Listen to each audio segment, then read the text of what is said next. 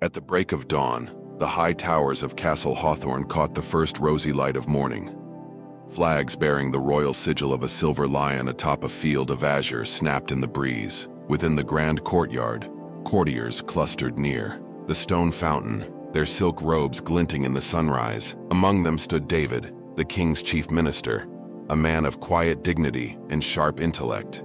Taller than most, with iron gray hair that framed a face lined by years of counsel and compromise, David carried himself with calm assurance. He listened attentively as courtiers murmured of the day's council agenda: harvest forecasts, border patrols, and the ongoing challenge of satisfying a restive populace. Yet even as political intrigue swirled around him, David's soft smile never faltered. He was trusted by King Charles, revered by peers, and father to a son whose wit few suspected. Outside the palace gates, beyond sturdy oaken walls, lay the bustling town of Fairhaven. Narrow cobbled streets wound between timbered houses and market stalls. Here, the minister's son Jake walked alongside his father, hand in hand, a mischievous sparkle in his youthful gaze. Jake, aged 11, dressed in simple tunic and breeches, contrasted with his father's finery, as though reminding everyone that blood ties transcend courtly trappings. David exchanged polite nods with townsfolk, bakers kneading dough, blacksmiths hammering molten iron, children chasing street dogs. Yet David's true concern was his son's education, both in letters and in the arts of observation and reasoning. Today, as the palace bell tolled, David would bring Jake into the throne hall for a daily audience with the king, a small ritual that would conceal a lesson in subtlety.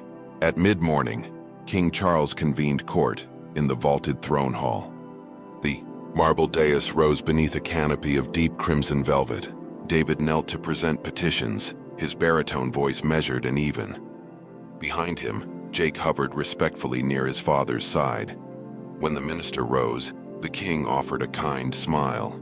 "David, your counsel is ever welcome. And young Jake, answer me this: which is more valuable, gold or silver?" Jake's cheeks colored at the unexpected spotlight. He swallowed, and without hesitation spoke in a clear voice. "Your Majesty, silver is more valuable." A hush fell over the hall. Courtiers exchanged puzzled looks. "Silver." Surely the boy misspoke. King Charles raised an eyebrow but nodded, politely, dismissing the question as child's play. Yet murmurs echoed in corridors. What a foolish claim. Each dawn thereafter, the same ritual unfolded. After state affairs, King Charles turned to Jake with the same challenge: gold or silver? Tell me which you value most. And each day, without falter, Jake declared silver the richer metal. Whispers grew louder among lords and ladies. Was Jake simple-minded? Had he not learned that gold, scarce and weighty, fetched higher coin in distant markets? Yet each time, the king chuckled, stroked his beard, and awarded the boy a gleaming silver coin. Always, Jake pocketed the coin with a shy bow and retreated behind his father's robes as courtiers smirked. Day by day, the pattern repeated until the rumor mill turned to gossip. The minister's son was no scholar, but a dunce relied upon for token merriment. In the privacy of their chambers, David observed his son with a mixture of pride and amusement. Beneath the smiling exterior, the minister's mind whirred.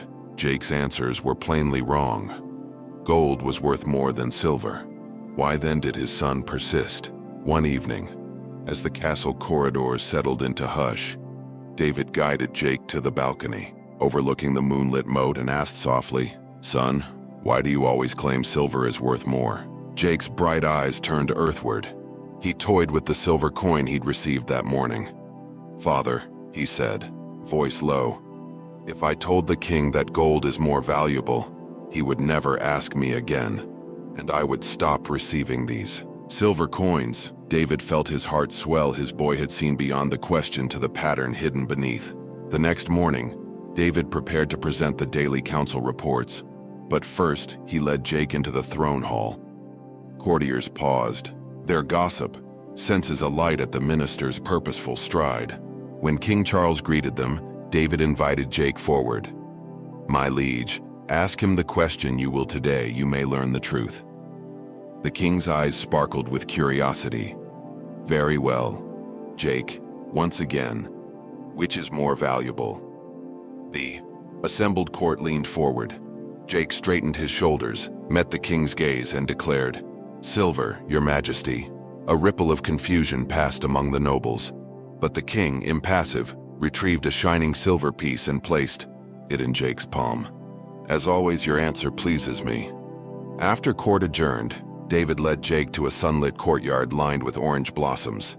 He embraced his son, pride evident in his gentle smile. "Your cleverness has no bounds," David said. "You saw the reward's value and acted wisely." Jake's grin brightened like dawn. "I only did what felt right," he replied. At that moment, courtiers emerging from the hall paused to glimpse the scene. The once mocked boy now stood tall, shielded by his father's approval. Whispers shifted from ridicule to admiration. Wits are not always measured by the answers they give, but by the questions they discern. In his private council chamber, David requested a meeting alone with King Charles. Sunlight slanted through high windows onto the oak table where parchment scrolls lay unfurled. David recounted his conversation with Jake and laid forth the boy's reasoning. The king leaned back, fingers steepled, a smile creeping across his face. "So my daily challenge was less about wisdom and more a game of incentives," Charles said thoughtfully. "Your son outwitted me by valuing consistency over correctness." He rose, pace measured. "Let it be known, Jake's answers reveal more about character than coin.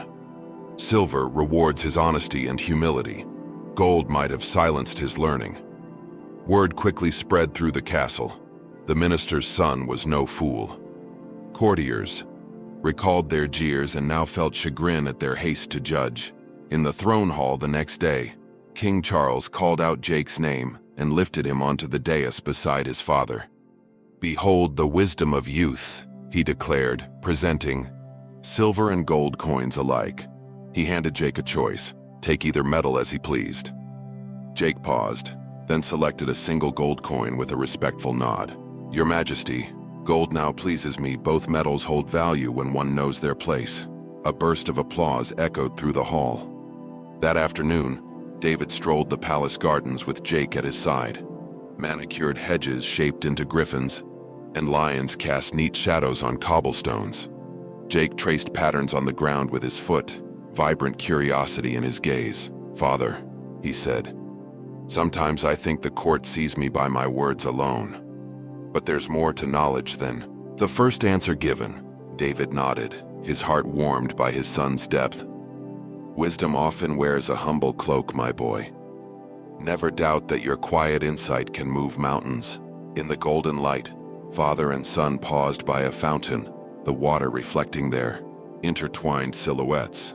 In the weeks that followed, Jake's reputation blossomed throughout the kingdom.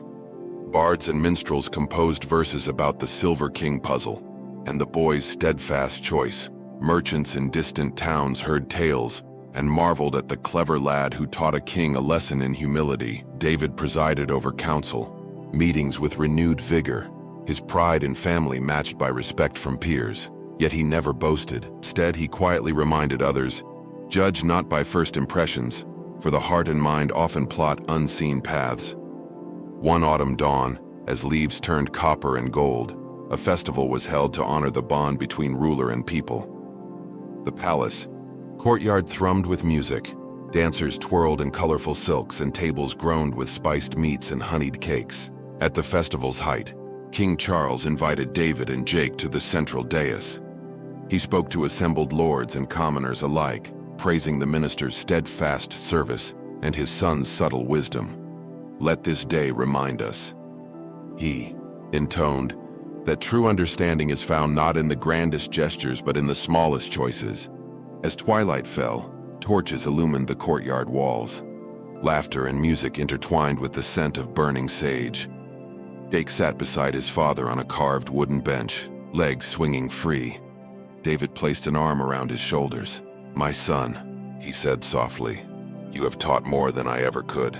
Jake rested his head against his father's side. "We learn from each other, father, and from those we thought unwise. They watched as the final fireworks burst in the sky, petals of light scattering like stars. In the hush of the night that followed, David penned a letter to his counterpart in a neighboring kingdom, recounting the silver and gold parable and its lesson against quick judgment. He sealed the missive with wax pressed by his ring. As he signed his name, David's quill paused. He glanced at a silver coin on his desk, one of Jake's treasured tokens, and smiled. Even the smallest object, he reflected, can bear a story of courage and quiet wit. By winter's first frost, snow dusted the palace rooftops in a lace of white. Jake, now apprenticed to the royal scribe, learned languages and ledgers, his curiosity kindled by every manuscript. David observed his son from the council table, no longer merely minister, he was proud father. When the king in a private audience handed Jake a new ladle for distributing water at the palace fountain, it symbolized not simple service, but the flow of wisdom from one generation to the next. Years later, when David's hair had silvered fully and King Charles looked to retire, the realm stood at peace. In the final council, David recommended Jake, now a confident young man of 20, as his successor, citing his fair judgment and deep insight. The hall erupted in approval.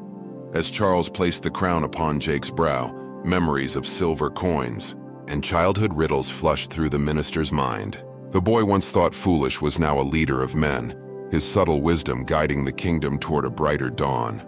The tale of Jake's silver for gold riddle became legend across the land.